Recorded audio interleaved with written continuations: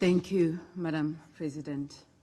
We thank the Swiss Federation for convening this open debate on the situation in the Middle East, including the Palestinian question. And we thank the Special Coordinator for the Middle East process for the briefing this morning. South Africa aligns itself with the statement delivered by the Republic of Uganda on behalf of the non-aligned movement.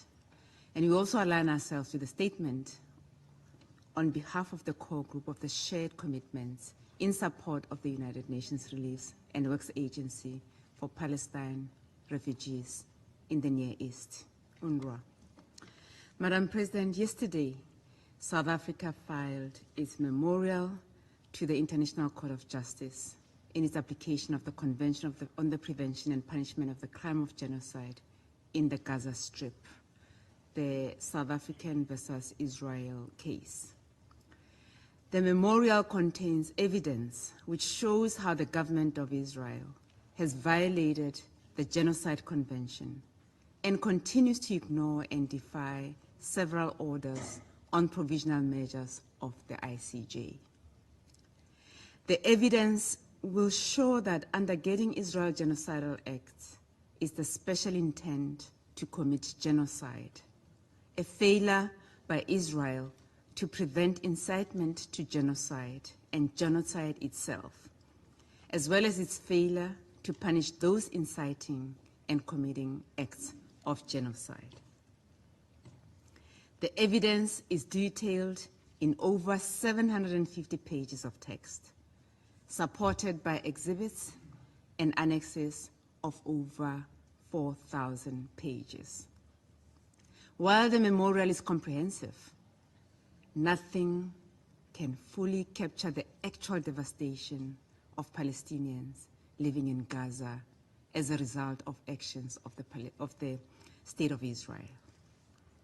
South Africa's memorial is once again a reminder to the global community to remember the people of Palestine, to stand in solidarity with them, and to stop the catastrophe which has been possible only because Israel has failed to comply with its international obligations despite the orders of the ICJ and actions and interventions of numerous UN bodies. President, last week we commemorated the signing of the Charter of the United Nations 79 years ago. The UN was created to save succeeding generations from the scourge of war. To live up to this aspiration, all nations must insist on compliance with the UN Charter and international law. The action taken by South Africa and joined by other states is primarily to stop a genocide in Palestine peacefully by holding Israel accountable in the institutions set up by the UN for this very purpose. Israel has effectively been granted unprecedented impunity to breach international law and norms, which has imperiled the institutions of global governance that were established to hold all states accountable. The recent developments in Palestine and the wider Middle East region are alarming. Despite our collective warning and appeal for cessation of hostilities in Gaza and the region, the situation is deteriorating by the day. This is despite the UN Security Council on 10 June 2024 adopting Resolution 2735, which welcomed the ceasefire proposal that emerged following diplomatic efforts by Egypt, Qatar, and the United States. The resolution proposed a comprehensive three-phase ceasefire deal to end the war in Gaza, and it urged both Israel and Hamas to implement it fully and without delay and conditions. Unfortunately, since then, the Israeli occupying state has continued to violate this resolution and persisted in violations of international law, including by intensifying its genocide and also perpetrating extrajudicial killings.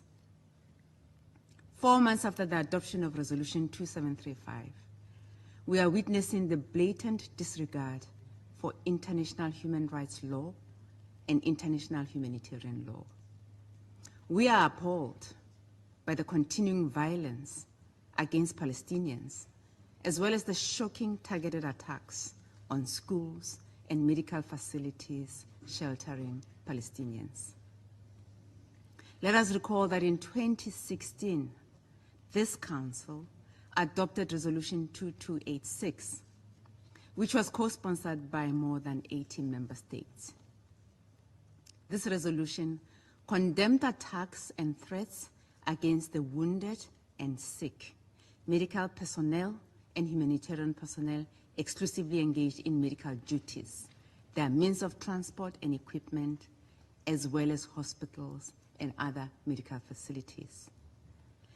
And it appears that for some, this resolution does not apply to the people of Palestine and Lebanon. This resolution also demanded that all parties to armed conflict comply fully with their obligations under international law, including international human rights law as applicable, and international humanitarian law, in particular, their obligations under the Geneva Convention. And it is clear that for some, that provision applies to all except the State of Israel. We want to repeat it again. The resolutions adopted by this Council and international law as a whole cannot be selectively applied. Giving rights to some and protecting a select few is something we as South Africans are well aware of. Madam President, the measures being taken by Israel against UNRWA, including the adoption of legislation by the Israeli parliament to prevent UNRWA from continuing its life-saving operations and essential work in the occupied Palestinian territory, including East Jerusalem, must be deplored. Israel's banning of UNRWA is an additional violation of international law and contravenes the provisional measures mandated by the ICJ, which require immediate and effective steps to ensure the provision of essential services and humanitarian aid to alleviate the severe living conditions of Palestinians in the Gaza Strip. As the occupying power, Israel is further obligated under the Fourth Geneva Convention, specifically Article 59, to facilitate humanitarian assistance to the population across the entire occupied Palestinian territory. South Africa reaffirms its full support to UNRWA's indispensable role in providing life-saving humanitarian assistance and human development services. The agency is the backbone of humanitarian operations in Gaza, and it has championed human development for Palestinian refugees in the occupied Palestinian territory, Jordan, Lebanon, and the Syrian Arab Republic. It is therefore important for the countries to reaffirm their political and financial support for the vital work of the agency. To curtail its operation is to condemn the Palestinians to even more death and suffering. Operationally, the entire humanitarian response in Gaza, which rests on UNRWA's infrastructure, will disintegrate. And again, we want to be clear, UNRWA is a UN agency. It is our agency. It represents the UN. If the international community accepts that the ban of a UN agency, this will set a terrible precedent, leading to similar fate for other similar agencies elsewhere in the world. This will spell disaster for the multilateral system of goodwill and all the millions whose safety and well-being are dependent on such agencies.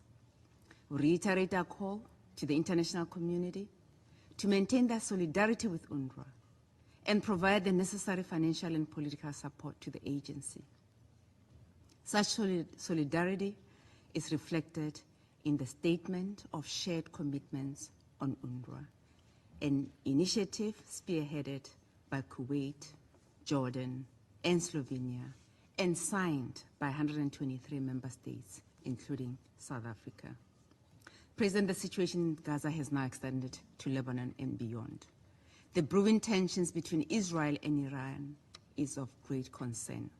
All sides must exercise restraint and work towards peace, because the region is now on the verge of an all-out catastrophic regional conflict. South Africa has continually stressed that irrespective of whether states believe that their use of force is lawful, it is never wise to resort to war, as inevitably it is ordinary people who suffer the most as a consequence of war. I thank you.